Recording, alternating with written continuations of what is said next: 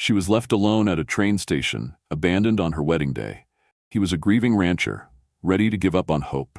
What happened next would change their lives and an entire town forever. This is a story of love found in the ashes, of second chances, and a woman who turned heartbreak into purpose.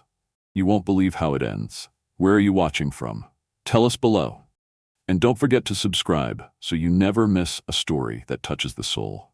The morning sun hadn't yet climbed over the ridge when I woke to the sound of wind brushing against the shutters and the soft creak of floorboards in the silence. I didn't move right away, just lay there, staring at the slanted light spilling through the curtain crack, feeling the familiar ache in my chest that always greeted me before coffee. It had been 3 years since Clara died, and still every day started with the same ritual. Wake, reach for the locket, and tell myself to get through another day. Not live, just get through. Clara's silver locket still hung from the nail beside the bed, catching a thread of morning light. I didn't have the heart to take it down. Some mornings I still talked to it like I was talking to her. Maybe I was. Today, though, I didn't speak, just stared at it, remembering the last time she wore it, her hands shaking from the fever, her smile defiant, still trying to make me feel better.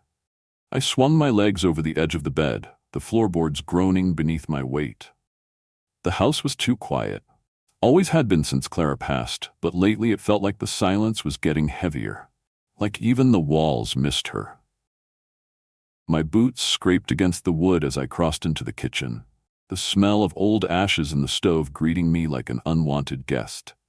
The coffee pot sat on the counter from yesterday, still stained from the last weak brew I could muster. I didn't clean it, just rinsed it, filled it, and let it sit on the stovetop while I went out to check the barn. Outside, the wind had already started to rise, tugging at my coat as I stepped off the porch. The ranch was waking up slowly, except for Jesse, who was always up before me. 17, full of questions and calloused already by the life out here. He was in the barn with a milk pail, whistling some tune I didn't recognize. The sound of milk hitting metal echoed against the rafters. "Morning, Mr. Callahan," he called out, not even turning his head. "Morning, Jesse. Mail came late yesterday. I left it on the fence by the west pasture." My stomach turned a little when he said that. I knew what it was before I even reached the fence. The bank had sent 2 letters already. This would be the third. Third meant final. I pulled the envelope from the fence post and turned it over in my hands, the weight of it heavier than it should have been. I didn't open it, just tucked it into the pocket of my coat and let it sit there like a loaded pistol. The drought had been hard. Too hard. And without Clara's sharp mind and careful hands keeping the ledgers in order, things had slowly, quietly slipped past me. I'd always been a man of the land, earth, animals, sweat. But numbers? That was her gift. She could see a storm coming by the way ink dried on paper. Me? I saw it too late, when the earth cracked and the cattle got thin. "Mind the south fence today," I said as Jesse followed me back toward the house. "Saw wolf tracks last week." "Yes, sir," he nodded, serious now. "I'll take the shotgun." Back inside, I washed up at the basin and tried to tame the wild gray in my beard. The mirror above the sink had seen better days, just like the man staring into it. Clara would have laughed and said I looked distinguished. Now all I saw was the weight of silence around my eyes and the sag of too many sleepless nights. I reached for the locket. It clicked open stiffly, as it always did, revealing the tiny photograph inside. Clara's face. Laughing, caught mid-smile, her eyes crinkling at the corners. We'd taken it just a few months before the fever took her. I held the locket in my palm, stared at it for a long moment, then closed it with a soft snap. This time, I didn't hang it back on the nail. I slipped it into the same pocket where I'd stuffed the bank's letter. Maybe it was time to carry them both, my past and whatever the hell came next. The wagon groaned as I hitched it up, the back wheel still wobbling worse than ever. It needed replacing, but I hadn't had the funds or the heart. Still, it would get me to Clearwater Station and back, as long as the road didn't give me more than I could handle. I checked the list Clara used to keep on the pantry wall. I'd scribbled it short. Coffee, sugar, salt, cartridges. The essentials. Luxuries now. "Ride safe," Jesse called as I climbed up into the seat. "You mind the barn. And the wolves." "I'll keep my eye out. Got Pa's old rifle ready. I nodded, grateful for the boy's steadiness. He'd lost his mother to the same fever that took Clara. Maybe that's why we understood each other in the way only grief teaches, quietly without needing to explain. The wagon creaked along the dry path, wheels biting into the dust. The landscape rolled past in golden browns and brittle grass, broken fences marking where the land had lost its fight months ago. I'd made this ride 100 times with Clara beside me, her voice filling the air with laughter and practical plans. Now the silence sat beside me like a ghost. I could still hear her sometimes. Don't forget the lamp oil. Don't let them cheat you on the sugar. Her words echoing in the hollow space where conversation used to live. The road bent around a dried-out creek bed, the wind lifting dirt in lazy swirls. I reached into my coat and felt both the letter and the locket. One cold, one warm. I didn't know what I was going to do when I reached town. Maybe buy the sugar, maybe open the letter, maybe just sit in the wagon for a while, staring at the tracks left by trains I'd never ride. What I didn't know, what I couldn't know, was that by sunset, I wouldn't be riding back alone. That somewhere on that platform was a woman with her own broken past and her own unanswered prayers. And that by day's end, we'd both look at each other and realize that maybe the worst day of your life could turn into the best, if you're brave enough to say yes when the moment calls. The train jolted as it pulled through another station. But Margaret Whitmore didn't lift her head. Her gloved fingers tightened around the telegram in her lap, the thin paper crumpling at its creases from days of being folded, unfolded, and read over until the words no longer felt real, just sharp little cuts across the surface of her pride. Circumstances changed. Stop. Family concerns regarding age. Stop. Advise canceling journey. Stop. Regrets. Stop. She'd memorized every word. Herbert's message had reached her in Chicago, but instead of turning around, she'd pressed forward. Each mile west, a mix of stubbornness, shame, and something else she couldn't name. She told herself it wasn't hope. She wasn't that foolish. Not anymore. At 43, Margaret had accepted a life of quiet routines. She taught literature and penmanship at Miss Lillian's School for Girls back in Boston. Her students respected her colleagues admired her, and her neighbors politely pitied her. She was the kind of woman people described as capable, or worse. Unmarried, but dignified. So when she answered Herbert L. Banning's ad in the matrimonial registry 6 months earlier, it had been with the cautious curiosity of someone poking at a memory too long forgotten. He described himself as a gentleman rancher, 47, widowed, with land and livestock but lacking companionship. He sought an educated, kind woman to help tame the West and build a life of shared purpose. Margaret had replied with equal parts skepticism and sincerity. She never expected to enjoy writing to him, but their letters soon carried warmth and wit, references to books they'd both read, musings on faith, family, and weathering life's losses. Over time, hints of affection crept into the margins, and for the first time in over a decade, Margaret felt herself blush while reading words written just for her. She packed carefully for the journey, folding linens with lavender, choosing her best navy wool dress, and wrapping her mother's cameo in a handkerchief. It had been 20 years since a man had asked her to dinner, let alone to be his wife. And though the telegram now burned a hole in her handbag, she had dared to believe in something bigger than herself. The porter passed again with a tray and a soft, "Tea, miss?" But she shook her head, managing a faint smile. Her stomach couldn't manage even that. She caught her reflection in the window as the countryside whirred by. Sun-scorched plains, distant ridges, the occasional huddle of trees around water. Her face looked tired, determined, but her eyes, they still held that flicker. The one that hadn't died, even after Boston's endless dinner parties and dry-eyed farewells. Her hands brushed the skirt of her dress, trying to smooth the wrinkles, but the creases had settled like doubts that wouldn't be pressed out. She wasn't 20 anymore. She wasn't the girl who danced barefoot in the garden or cried over sonnets. But she wasn't finished either. Too old for marriage. That's what Herbert's mother had said, or so the telegram implied. Margaret imagined her reading the application papers and seeing her age 43 and recoiling like it was a sin. She'd sent her wedding trunk ahead to Clearwater, labeled carefully with her name. It contained linens she'd embroidered, a modest tea set from her mother, and the ivory wedding dress she hadn't worn in her youth but had dared to purchase now. It was packed alongside hope and humiliation. The train began to slow, and the conductor's voice carried back through the car. Next stop, Clearwater Station. Margaret's breath hitched. This was it. She should have gotten off in Omaha, or Chicago, or never boarded at all. But she didn't. She gathered her valise, her gloved hands steady, even if her heart wasn't. Her eyes swept the train car, mostly empty now. The families had disembarked at earlier stops. All that remained were drifters and dreamers, and she was somehow both. The train hissed to a stop in a cloud of steam, the metal groaning beneath her feet as she stepped down. The platform shimmered under the heat. The sky above Wyoming stretched wide and unforgiving like it could swallow secrets whole. People bustled around her. Reunions, packages, laughter. Life went on, heedless of her quiet devastation. A man with a station master's cap approached, looking both apologetic and uncomfortable. "Miss Whitmore, I was asked to pass along a message for Mr. Banning. Said you received the telegram?" "I did," she replied, her voice even, though her throat burned. "No need for further explanation." He nodded, tipping his cap before retreating.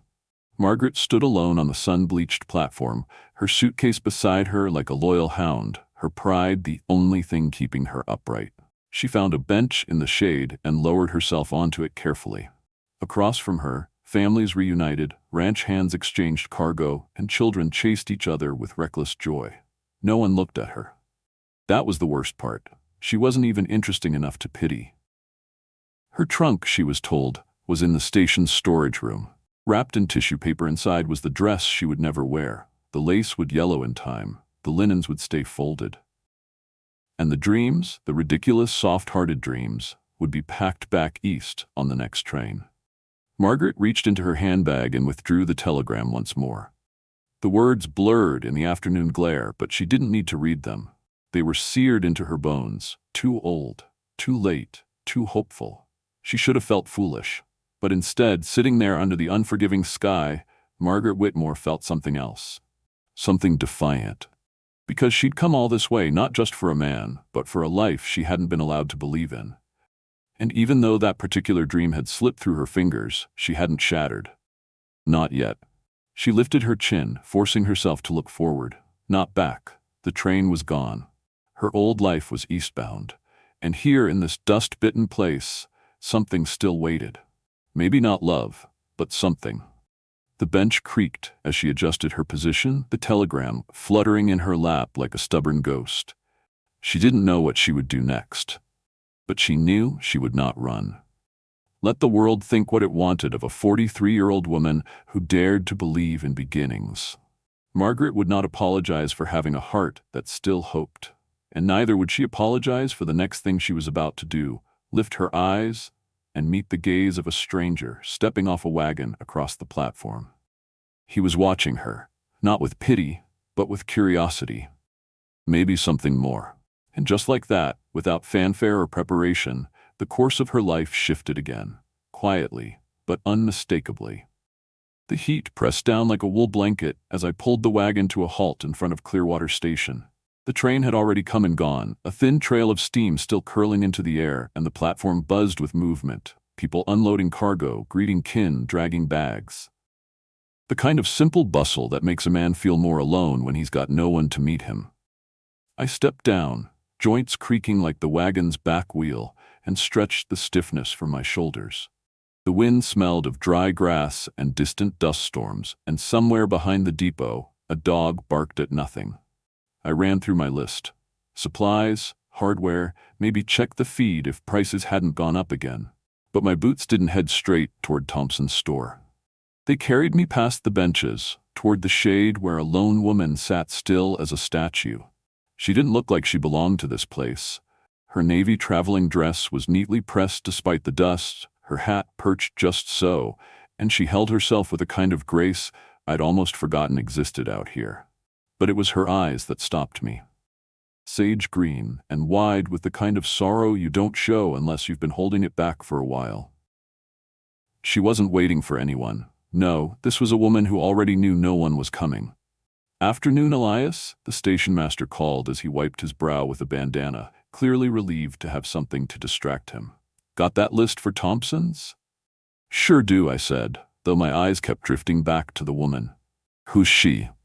Name's Margaret Whitmore, he said under his breath. Came all the way from Boston to marry Herbert Banning, but he cried off after his mother got wind of her age, called the whole thing off with a telegram. I blinked. She came all this way just to be left standing? The station master nodded grimly. She won't accept help. Said she'll wait for the next train east, but that won't come until Thursday. I looked at her again. How she sat upright, despite the weight of shame that had to be pressing on her chest.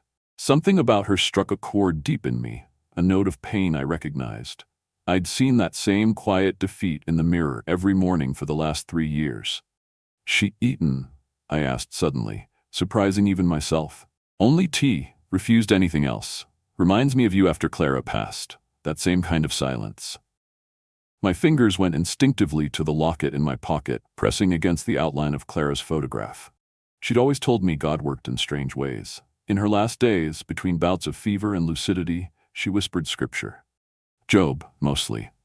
About how after the losses came restoration. He was given back twice what he'd lost.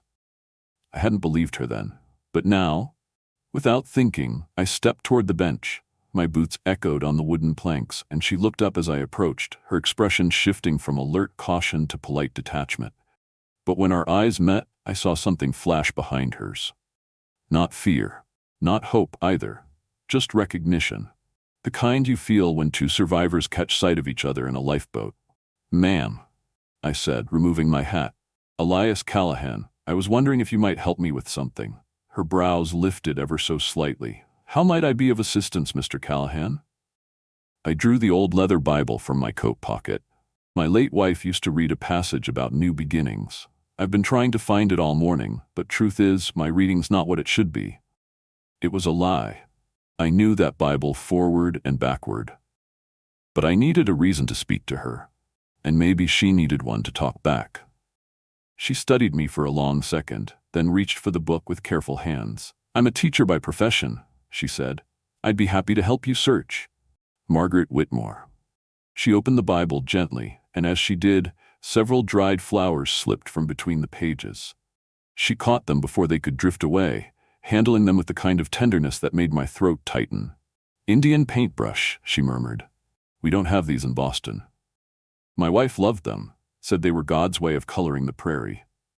I sat beside her, careful to leave space between us, and watched as she returned the flowers to their place. Her fingers trembled slightly. So did mine. How long has she been gone? She asked softly.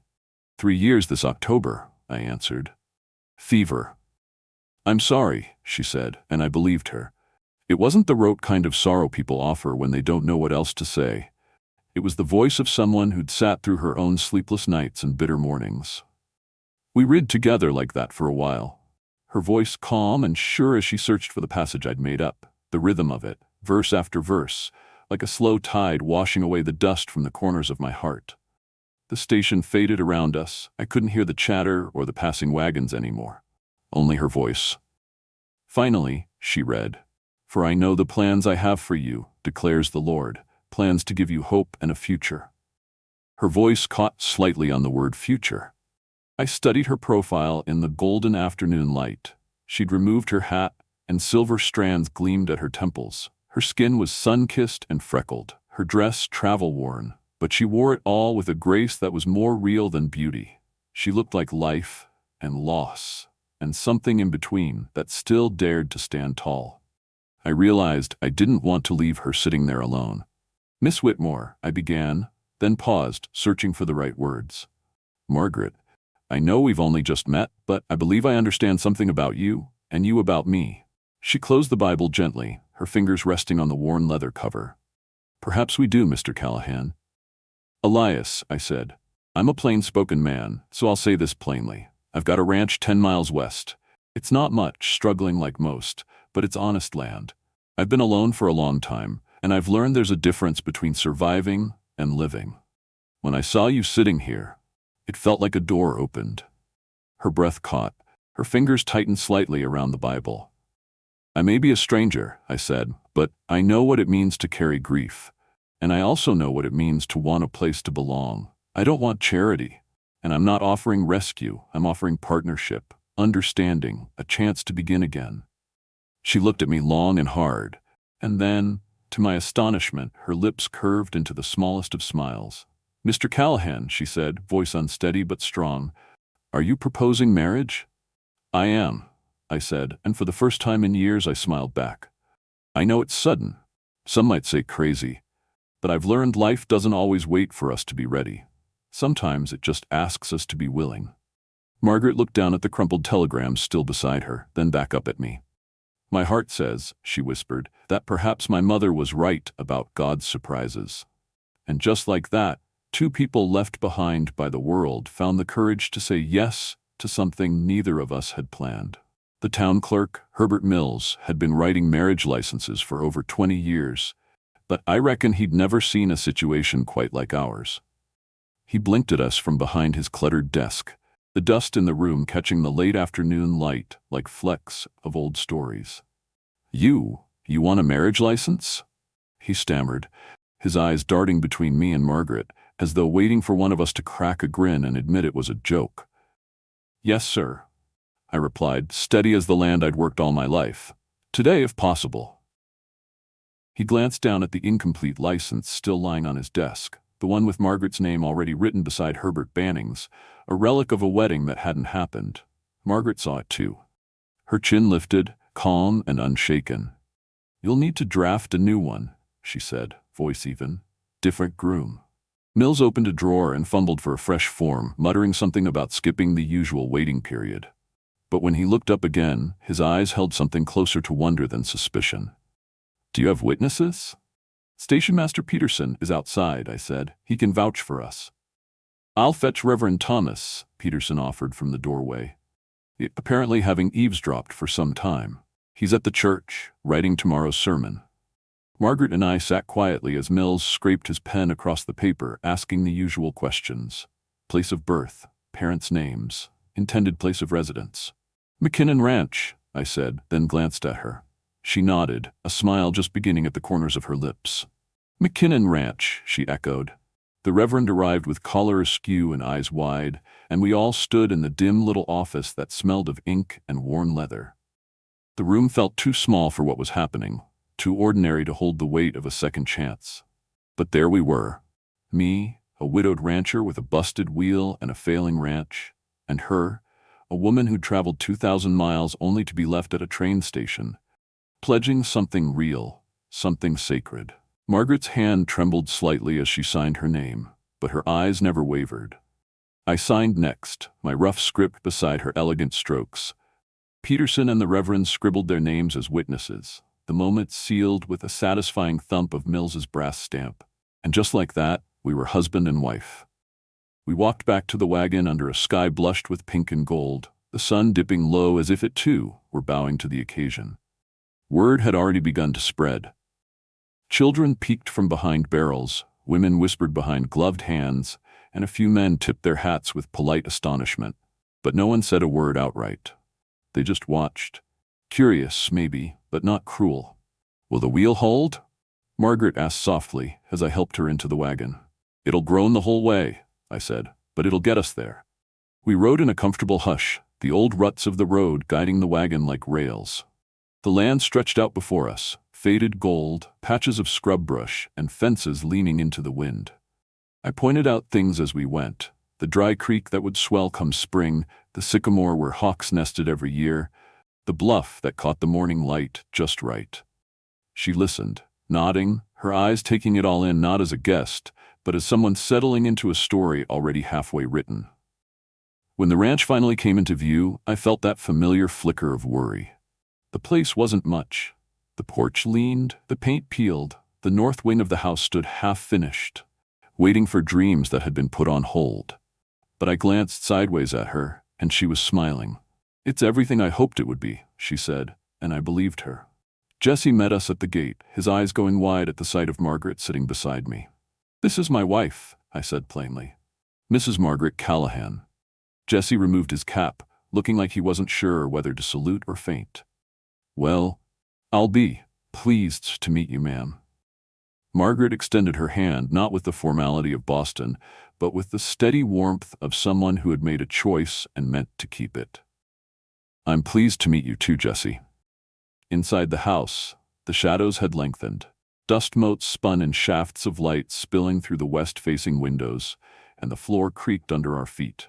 She stepped into the kitchen first, taking it in slowly, eyes lingering on the cast-iron skillet hanging above the stove, the mismatched dishes, the clock that hadn't ticked in months. "This was Clara's kitchen," I said quietly. "She brought that skillet from Pennsylvania, said no home was complete without one." Margaret touched its handle gently. "It needs seasoning," she murmured, "but it's a fine piece. I haven't used it in a while." She turned to me. "Would you mind if I tried to make us some supper?" Something loosened in my chest at those words, something I hadn't even known was tight. "I'd be grateful," I said. While she rolled up her sleeves and examined the pantry, I stoked the fire, fetched water from the well, and found the worn apron Clara used to wear. Margaret didn't flinch at its presence. She only nodded, then tied it around her waist like it belonged to her too, in some new and different way. We found ham in the smokehouse, a few dusty potatoes in the root cellar, and Jessie came in carrying a bundle of wild herbs and a basket of eggs. "Mr. Callahan," he said, half grinning, "you didn't tell me you were bringing home a miracle." Margaret laughed softly, the sound rich and real. "Well, I hope I'm at least a competent cook." The kitchen filled with smells I hadn't realized I'd missed. Bacon sizzling, fresh cornbread rising, potatoes browning to crisp edges. Jessie set the table while I watched her move through the space with quiet confidence, stirring, seasoning, humming under her breath. Not as a visitor, not as a replacement, but as a woman who had chosen to belong. We sat at the table, 3 of us now, eating from mismatched plates, the fire casting gold over the walls. Jessie told stories between bites, and Margaret listened like every word mattered. She even asked him questions about his schooling, his mother, his dreams. "You were right, Mr. Callahan," Jessie said after a moment, chewing thoughtfully. "You needed someone to set this place right."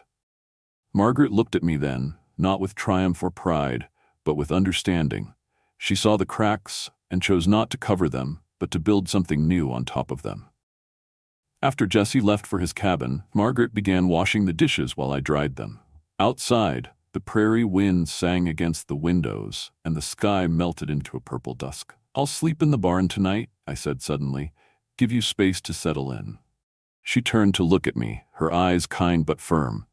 "That would be gentlemanly, Elias."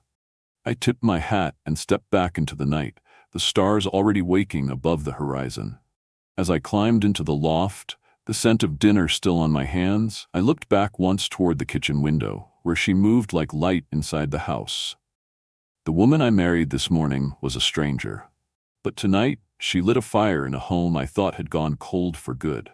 And I felt, for the first time in years, not like a man surviving grief, but like one learning how to live again. The morning light spilled through the windows like honey, casting a golden warmth over the wooden floors. I stirred from the barn loft, blankets pulled tight around my shoulders, still half disbelieving that a woman was now living inside the house. My house. It had been so long since I'd shared that space with anyone. Even the memory of Clara had begun to feel like an old photograph, faded around the edges. But Margaret wasn't a memory. She was here. In my kitchen. In my life. When I stepped into the house, the smell of fresh coffee and something sweet baking greeted me before her voice did. "Good morning, Elias," she said, her back to me as she stirred a pot on the stove. She wore a simple dress, hair pinned neatly, the sleeves rolled up to her elbows, and a checked apron tied around her waist. My mother would have said she looked sturdy, but I saw strength, quiet, grounded, graceful. "Smells like a real breakfast in here," I said. She turned, a bit of flour on her cheek. "Biscuits and molasses. I hope that's all right." "All right?" I chuckled. "It's been years since I've had biscuits that weren't flat as wagon wheels." "Well," she smiled, "let's hope these hold their shape." We sat across from each other, steam curling from our mugs, the table between us no longer feeling like a chasm. We ate in companionable silence, and for the first time in ages, I felt the rhythm of a home again.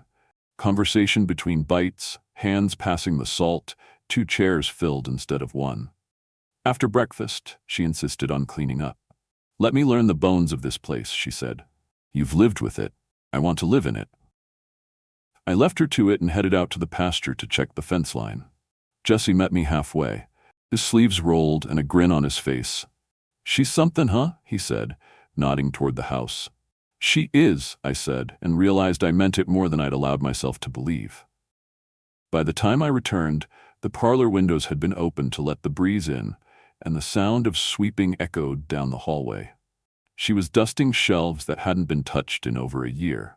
She'd already washed and rehung the lace curtains Clara once made, adding a ribbon of blue fabric to the tiebacks. I hope you don't mind, she said, pausing in her work. I found some old linens in the chest at the foot of the bed. Thought they'd brighten the room. Mind? I shook my head. This place could use some brightness. She smiled, then held up a faded ledger book. I also found your accounts. Mind if I take a look? I hesitated. They're a mess. I've seen messes before, she said gently, but I've also straightened them out. And she did. Over the next few days, she transformed the kitchen and parlor, set the pantry in order, and brought the ledgers back to life. She sat at the table in the evenings, spectacles perched on her nose, scribbling calculations and balancing columns with the kind of ease Clara once had. But Margaret didn't erase Clara's systems. She built on them, respected them, honored them in a way that told me she wasn't here to replace the past, but to walk beside it. On the 5th day, I found her standing in the north wing, the unfinished part of the house I hadn't entered since Clara passed. This room, she said, voice soft, it has good light. I started building it as a nursery. I admitted. Clara wanted children. We never got that far. Margaret turned toward me, her eyes understanding. Do you think it might serve as a schoolroom now? I blinked. A schoolroom? There are children on nearby ranches. Jesse tells me most of them have never been to proper school. I could teach them here. Reading, arithmetic, writing, perhaps even music if we find a piano one day. I stared at her, speechless for a moment. Then I nodded. If anyone can make this place a school, it's you. We spent the next week clearing out the space. Jesse helped haul lumber, and Margaret sketched plans for benches and bookshelves. She wrote to Miss Lillian's school in Boston, requesting primers and slates.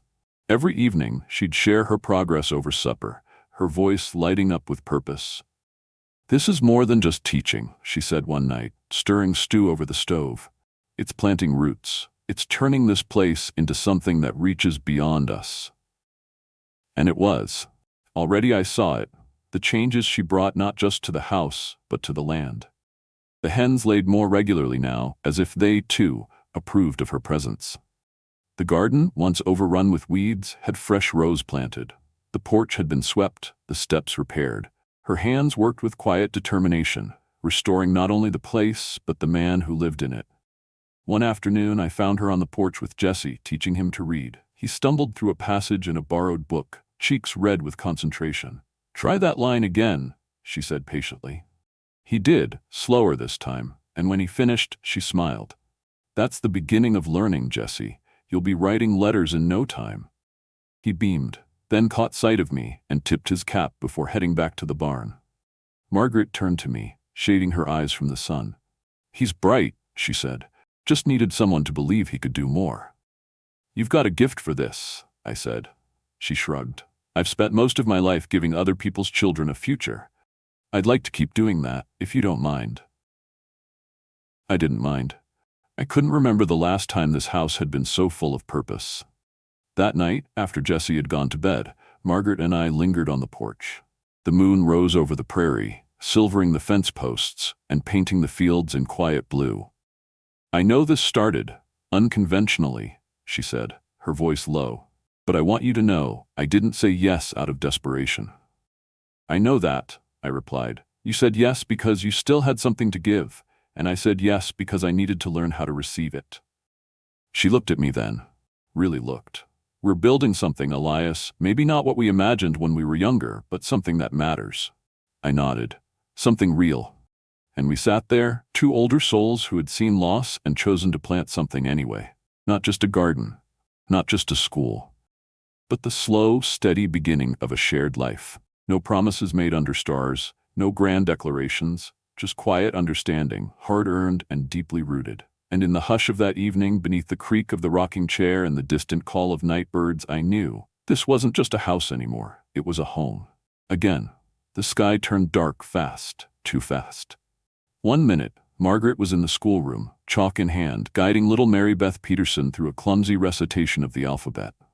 The next, the windows began to rattle, and the wind howled against the walls with a warning none of us could mistake. Jesse burst into the room, hair plastered to his forehead, eyes wide. "Storm's coming, hard and fast," he said. "North fence got hit, lightning split one of the posts clean through, cattle are panicked and on the move." Before I could grab my coat, Margaret had already taken off her shawl and rolled up her sleeves. She looked over at the children, Mary Beth, the Wilson twins, and the Henderson boys, then back at me. "How many headed for the break?" she asked, voice tight but steady. 30 head, maybe more. Jesse and I can't manage that alone." "You won't have to," she said, already pinning up her skirt. "Margaret?" I started, but she cut me off with a look. "I've been training on that mare for weeks. If we don't act fast, you'll lose half the herd." The wind slammed against the front of the house like a warning. The children's eyes were wide with fear. Margaret turned to Mary Beth and the others with the same authority she used in the classroom. "Get to the root cellar. There's bread and water down there. Don't come out until one of us comes to get you. Understand?" Mary Beth nodded solemnly and took the others by the hand. Then we were outside. The rain hit like nails, sharp, fast, and biting. Lightning tore across the sky in crooked veins. The mare Margaret had been learning on danced beneath her as she mounted, but her hands were sure, her seat solid. Jesse and I exchanged a look. That woman was braver than most men I knew. "Take the south side," I shouted over the wind. "Jesse and I will push in from the north." She nodded once and took off, her silhouette swallowed by sheets of rain. The broken fence post glowed like a wound in the night, splintered, smoking, raw. Beyond it, the cattle were a mess of slick hides and rolling eyes, hooves pounding the soaked earth. They were running blind, confused, following panic instead of reason.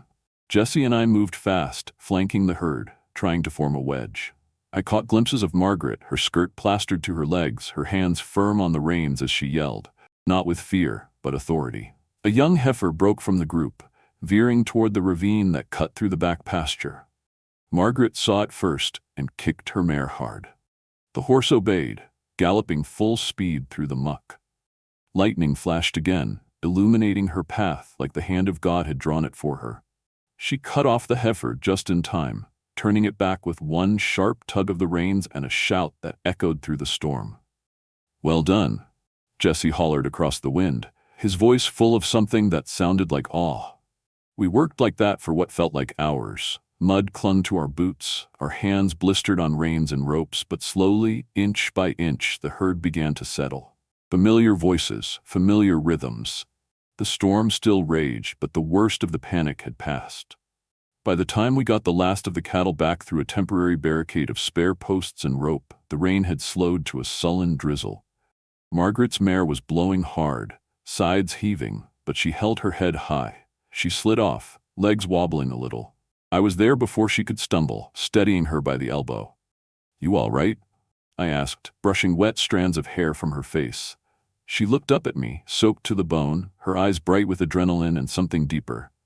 "I'm fine," she said, "just soaked and hungry." Jesse chuckled behind us. "You rode like you were born in a saddle, Mrs. Callahan," Margaret smiled. "Not quite, but I've learned to hold on." Back at the house, we peeled off wet coats and boots and left them in a pile by the door. Jesse went off to check the barn, and I lit the stove, while Margaret fetched dry clothes from the washroom. She came back in one of Clara's old flannel shirts, the sleeves rolled and the hem hitting just below her knees. "It'll do for now," she said with a shrug. I poured coffee and handed her a cup. She wrapped her fingers around it, letting the warmth seep in.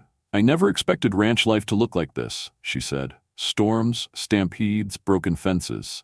"And you didn't blink," I said. She leaned against the counter, quiet for a moment. "Truth is, I think I was always meant for more than chalkboards and Boston tea. I just didn't know it until now." I moved closer, not touching her yet, just standing beside her, letting the silence stretch. "You saved half my herd tonight," I said. She looked up, a flicker of humor in her eyes. Well, you married a woman with a sturdy sense of responsibility. I laughed, the sound breaking something loose in me. I married a woman with guts, I said. And grit, and heart. She looked at me then, really looked. Not as a stranger anymore. Not as someone passing through, but as a partner. An equal. We faced that storm together, she said, and we'll face the next one too. That night, as we sat near the fire, the storm moving east behind us, I watched her mend a tear in Jessie's sleeve by lantern light. Her hands were tired but precise. She worked without ceremony, as if she'd been doing it for years. You're not just part of this ranch, I said softly. You're its future. She didn't answer with words, just smiled and kept stitching. And I knew, deep in my bones, that I'd never ride out another storm alone. The weeks after the storm rolled by like golden wheat in a late summer breeze, quiet, steady, but not without motion. The ranch, once weathered by grief and drought, began to hum with a new kind of life. You could feel it in the creak of the freshly patched fence rails, in the scent of rising bread at sundown, and in the laughter of children echoing from the newly finished schoolroom. Margaret had transformed the north wing into something miraculous. Where there had once been rough beams and half-hung shutters, there were now simple wooden benches, a long writing table, and a blackboard we'd salvaged from the old Clearwater church basement. She'd sewn curtains from scraps, bright yellow and cream, and Jesse had carved a bell mount to hang the brass relic he found in his mother's attic. Used to call 3 generations of kids to learn, he'd said with a grin. Reckon it still has a voice in it. It did. Margaret rang it every morning at 8 sharp.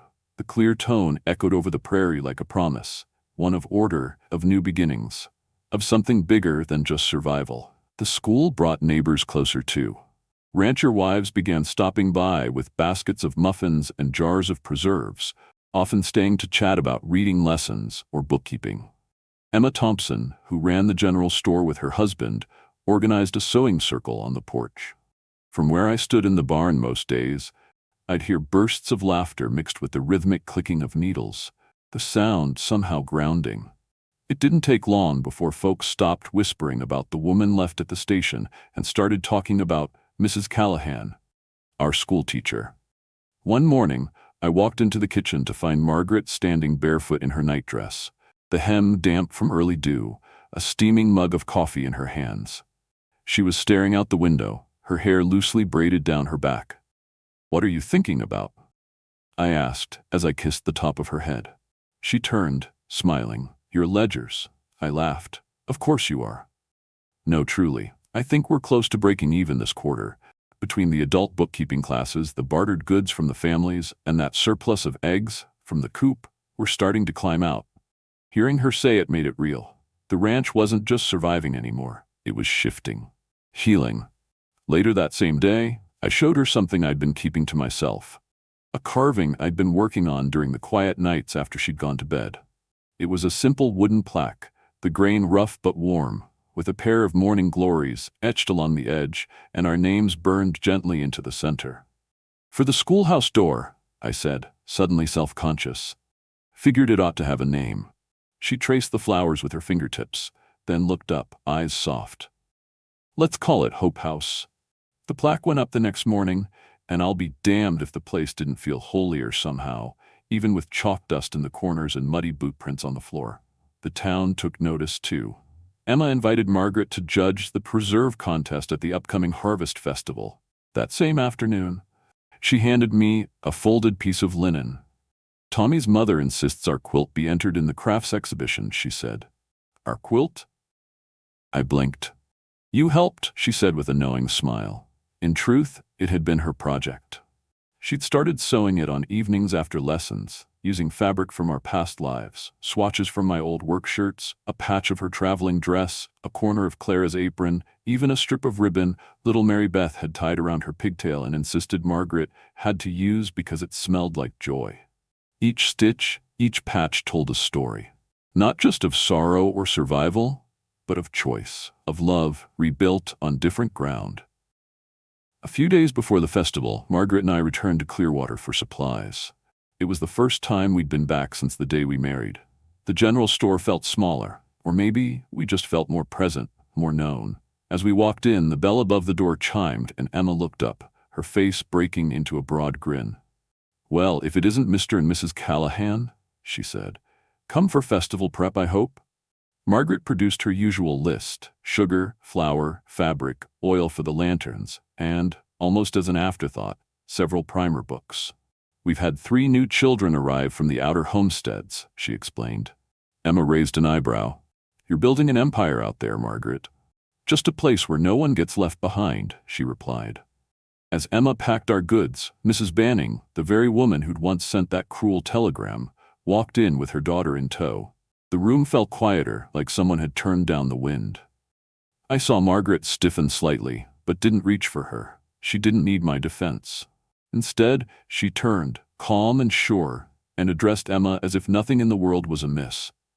"Perhaps next season I could host a basic counting course for the women who manage their own ranches. Practical skills. Things worth knowing." Emma nodded. "We'd all benefit from that." Mrs. Banning didn't speak, but I saw the flush in her cheeks. Maybe it was shame, maybe regret. But Margaret never gave her a second glance, and when we stepped outside, I saw the tension leave her shoulders in a slow breath. "Doesn't feel like hers anymore," she said softly. "Whose?" "The past. That life I left on the train platform." I took her hand as we loaded the supplies into the wagon. "You've built something better. I've earned something better," she said. That night, back at the ranch, we laid the quilt across the bed. Margaret smoothed it with both hands, her fingers brushing over the patches like they were pages in a story only we knew how to read. "You've noticed, haven't you?" she asked. "Noticed what?" She turned to me. "That this quilt, this ranch, this life, it's not a second act, it's a whole new book." And I did notice. I noticed the way she hummed while cooking, the way the children raced to greet her in the mornings, the way Jessie looked at her like she'd hung the moon. I noticed that the woman who had once been abandoned on a bench had now become the anchor of an entire community. As autumn settled in and the leaves turned, I knew we were no longer patching up what had been lost. We were sewing together something entirely new. Something built from scraps of memory and flashes of courage, from quiet mornings and wild storms, from second chances and steady hands. And in the heart of it all stood Margaret, my wife, my partner, my miracle. A woman who once waited for someone to claim her, and instead learned how to claim the life she deserved. 1 year to the day after I first laid eyes on Margaret Whitmore, sitting alone on that bench at Clearwater Station with a telegram crumpled in her lap, we returned to that very spot. The sun hung in the same patch of sky, warm and golden, and the platform planks creaked just the way I remembered. But everything else had changed. This time, Margaret didn't wear the navy wool dress she'd traveled in. That dress had long been repurposed into a patch on our quilt and a curtain for the schoolroom door. Instead, she wore soft blue silk, chosen together during our last trip to town. Her hair, streaked now with silver that glinted like threads of morning frost, was swept back in a braided crown. A bouquet of prairie wildflowers rested gently in her hands. Indian paintbrush, black-eyed Susans, and the pale purple morning glories she'd planted months ago by our porch. The old station clock ticked overhead, its rhythm familiar, almost reverent. And we stood beneath it, not to say goodbye to an old life, but to honor the one we'd built from the wreckage. The entire town had come. Neighbors, students, shopkeepers, ranchers with sunburned faces and worn hands. Jessie stood straight-backed beside Tommy Wilson and his mother. Emma Thompson bustled about, arranging folding chairs and pointing children toward baskets of petals. Even Reverend Thomas was there, the very same man who had married us last year, in a cramped town office with dust in the corners and witnesses who could barely believe what they were seeing. Now, no one questioned it. Not anymore. Margaret turned to me just as the bell rang. Tommy, beaming, giving it a proud tug. The sound soared over the prairie, and children ran forward, scattering petals at our feet, giggling when the wind caught the colors and sent them dancing. I glanced down and caught sight of our reflection in the station window, a tall rancher in his best shirt, and beside him, a woman who had once been called too old for love, standing with more grace and presence than any bride I'd ever seen. We weren't here for a wedding. Not exactly. This was a renewal, a celebration. 1 year in, and we hadn't just survived the seasons. We had grown, together. Reverend Thomas raised his hands and the murmuring quieted. "Dearly beloved," he began, "we are gathered here today not to join these two in marriage, for they did that bravely and without hesitation last year, but to honor what they've created since. A home, a school, a community. A partnership built not on youth or impulse, but on courage, faith, and the understanding that love isn't the province of the young. It's the reward of the steadfast." Margaret's eyes shone with tears, but she smiled through them. I reached into my pocket and felt the smooth warmth of the new rings we'd chosen just last week. We'd worn borrowed ones until now, gifts from townspeople who had wanted to help us begin. But these were ours, etched with morning glories. Simple, solid gold bands with just enough shine to catch the light and enough weight to remind us what they meant. Reverend Thomas gestured toward Emma, who stepped forward with a small cushion. Upon it sat those rings, symbols not of a beginning, but of everything that had come since. Margaret took mine first, her hand steady as she slid it onto my finger, alongside the old borrowed band. Her voice, soft but unwavering, carried in the stillness.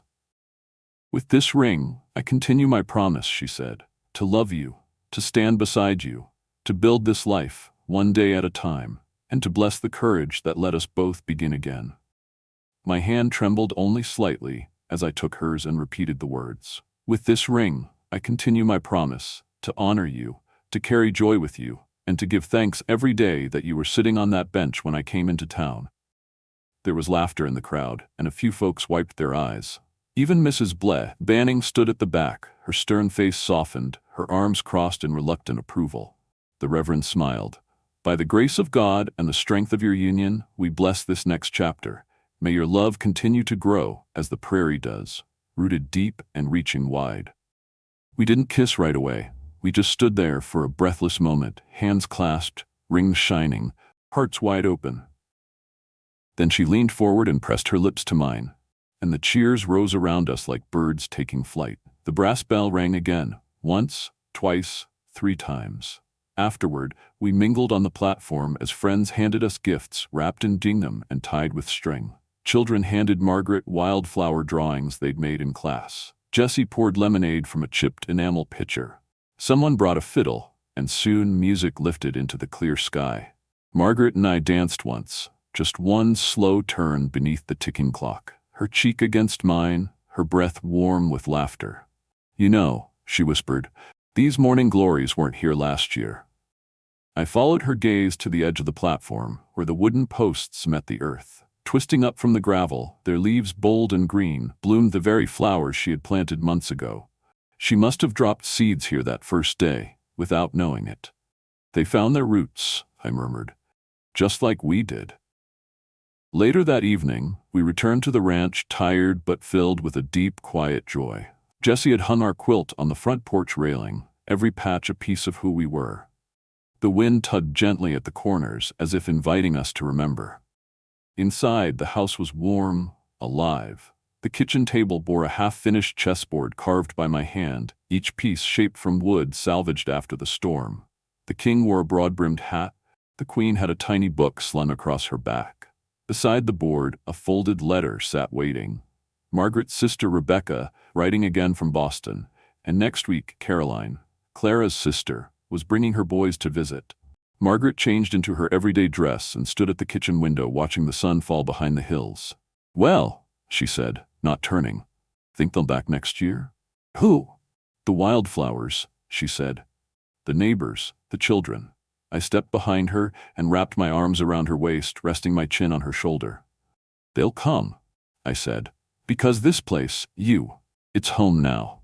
She turned, kissed my cheek, and picked up a small box from the counter. "What's that?" I asked. "A new set of lesson books," she said, "for the winter term. Some of the older girls want to learn bookkeeping, and 2 boys from the North Ridge want to learn to read well enough to write their fathers." I looked at her, this woman who had once arrived in shame and silence and now stood here glowing with purpose. And I said the only thing that felt true in that moment. "You didn't just change this ranch, Margaret. You changed me." She smiled, pressing her forehead to mine, "and you showed me that it's never too late to be chosen." Outside, the morning glories twined up the porch posts, their blooms folding closed for the night, only to open again with the dawn. And inside, we stood side by side, two hearts once weathered and worn, now part of something enduring, rooted, and utterly alive. Thank you so much for staying with us until the very end of this story. If you're still here, it means you felt something, and for that, we're deeply grateful. This story wasn't just about a rancher and a woman left at a train station.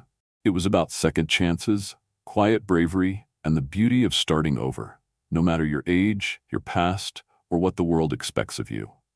It reminds us that love can bloom in the most unexpected places, and sometimes, what feels like an ending is really just the beginning of something far more meaningful. We'd love to know, where are you watching from? Drop a comment below and let us know your corner of the world never. And if this story touched your heart, don't forget to subscribe to our channel. Your support helps us bring more powerful stories like this one to life. Stories that inspire, heal, and remind us of the strength within us all. Until next time, may you always believe in new beginnings. Subscribe now and stay tuned for our next chapter.